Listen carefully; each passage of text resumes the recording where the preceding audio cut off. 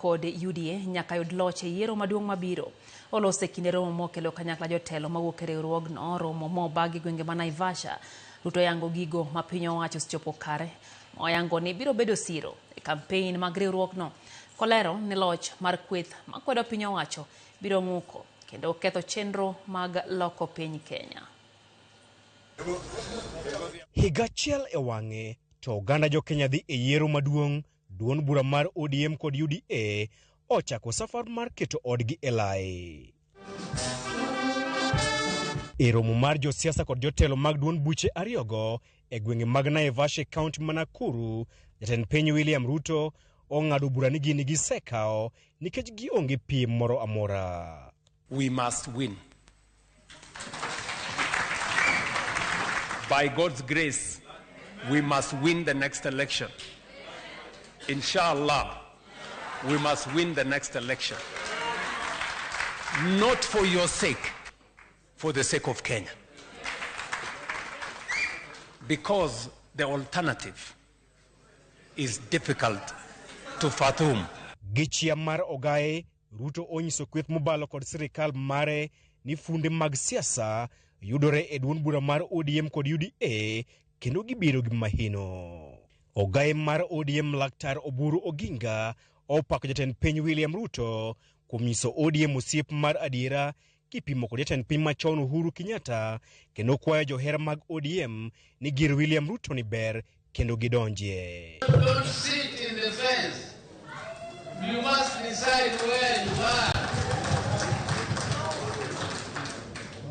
Because we want to know who is with us and who is not with us. President Uhuru Kenyatta did not give ODM even a single minister, even a single permanent secretary.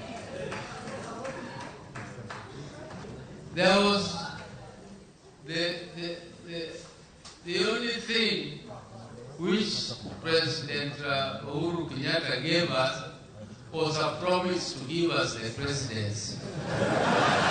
Achiel kuom weche mane omi pek en timo ikrok ne yiero maduong' mabiro kokalo kuom loso aput moyedhi madhi tayo twak mar loso riwruok mar siasa e kind ODM kod UDA. E twak makamano, jakom ODM Gladys Wanga oketo e lela ni ODM nyaka yud kom ma jalup jatend piny kaachiel gi nus mar sirikal poni giloso piny owacho tok yiero maduong' mabiro. Achako negotiations to wawacho maler ni kaka UDA okawo kom mamalo maluwe nyaka bedo ODM. Mane kwa nyalo ikore motegno mondo mi wadhi e yiero. Mane ka wanyalo kelo gimoro be dala. Wabro ikore be ni ministers ka gin 20 apar jogi ka wadwaro 50-50. Jatend piny William Ruto bende olonyo gudu mare jatend migawo mar omenda John Mbadi kuom duoko ochumi ma pacho kae e wang'e kalure kod lony mare maradhai e weche mag ochumi. It was not difficult for John Mbadi here when he went to Treasury. It was not difficult for him to understand and to explain what we were doing. And he has done it better than any other person.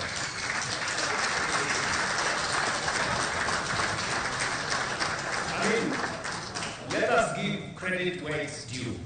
Wach machielo mochomo twak e kind ODM kod UDA en wach mar zoning ma isiro lwedo kod tend ODM. Moko kuom jo od bura mag ODM kata kamano ni gichung' mopogore. Zoning biro mana timore koluwore gi ka party otimo yiero owelo margi e nomination ma free, fair and credible. Nikech kata idhi wach ne jo Rift Valley ni ka endi ja ODM ok nyal chung' kato gichungo candidate mar UDA okomono chama machielo dhi chung' kanyo.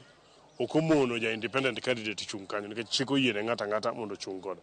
Kaka yo mar keto jolweny mag eyo achiel, Laktar Oburu Oginga ogolo siem mager ne jo od bura mag ODM man kod chung' mawethweth e wi sirikal mar broad-based ka onyiso gi nyaka gichung' motegno. Safar makiny ichako kawuono ma emomiyo tend duond bura mar ODM kod UDA obiro kanyakla mar chako chenro mar loso riwruok mar siasa motelo ne yiero maduong' mar 2027. Chris Owino, Ramogi TV, Naivasha, Nakuru County.